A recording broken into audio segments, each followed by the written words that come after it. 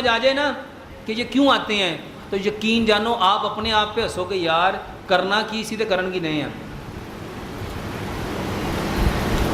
ہمیں ذہنی طور پہ ہم نے کچھ دیکھا، کچھ محسوس کیا، ہمارے اندر اریکٹیشن آئی، شہوت آئی. تو جب شہوت آتی ہے تو ہمارے ٹیسٹیکلز میں سے، ٹیسٹیز میں سے کچھ سپرمز، کچھ منی باہر آ جاتی ہے. اب وہ وزنی ہوتی ہے اور وہ جس نالی میں رہتی ہے واس ڈیفرنس میں، اس میں آ کے رک جاتی ہے. ہم جب پیشاب کرتے ہیں تو ہماری پوزیشن اس طرح ہوتی ہے 35 کے اینگل میں، یعنی ہم پاؤں کو ایسے اپنے پیٹ کے ساتھ لگا کے بیٹھے ہوتے ہیں، ایسے بیٹھتے ہیں نا واش روم میں. تو جب ہم اس پہ پریشر کرتے ہیں تو نیچے سے زمین میں جو فورس آف گریوٹی ہے وہ ہر چیز کو نیچے کو کھینچ رہی ہوتی ہے.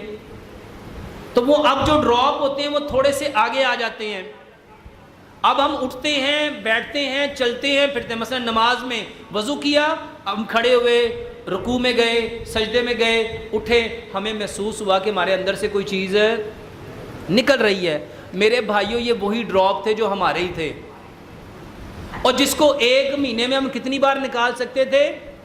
16 مرتبہ. وہ پوری نکل سکتی تھی. بتاؤ نکلنے سے کمزوری آنی تھی؟ کمر میں درد ہونا تھا؟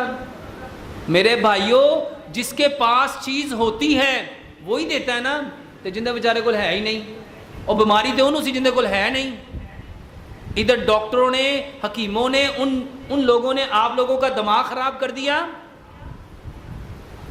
میرے بھائیوں یہ پیشاب کے بعد اگر منی کے قطرے آئیں، وہ منی نہیں ہوتی، وہ کیا ہوتی ہے؟ اس کو کیا نام دیا گیا ہے؟ ندی.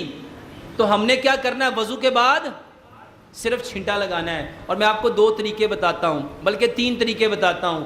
زندگی میں کبھی یہ پرابلم ہی نہیں ہوگی. پہلا طریقہ، جب آپ استنجے سے فارغ ہو جاؤ تو میرے بھائیوں ایک تو اپنے نا یہ جو آپ کا اعضائے تناسل ہے، پینس ہے، اس کو میرے بھائیوں اس 2 انگلیوں میں لے کے جھاڑو. اس کو کیا کرو؟ اس کو جھاڑو. پہلے نمبر پہ ایسے بھی جھاڑ سکتے ہیں، ایسے بھی جھاڑ سکتے ہیں. اس کو اچھی طرح نچوڑو تاکہ کوئی قطرہ اس میں رہ نہ جائے. دوسرے نمبر پہ میرے بھائیوں ایک دفعہ اٹھو پھر بیٹھو، پھر اٹھو پھر بیٹھو، پھر اٹھو پھر بیٹھو. 10 دفعہ اٹھو اور بیٹھو. جب آپ 10 دفعہ اٹھو گے اور بیٹھو گے تو کوئی قطرہ آپ کا رہے گا. اس کے بعد ایک دفعہ پھر دوبارہ سے یورین پاس کرو، میرے بھائیوں وہ نکل جائے گا. اچھا ایسے بھی نہیں نکلا تو میرے بھائیوں آپ اپنے پیر کو یوں پورا اوپر اٹھاؤ. ایک دفعہ تھوڑی سی سیٹنگ چینج کرو گے. ایسے اٹھو اور اپنی پوری ایڑی کو یوں اٹھاؤ، یوں مارو، یوں اٹھاؤ، یوں مارو، یوں اٹھاؤ، یوں مارو. اس کو 10 بار ایسے مارو.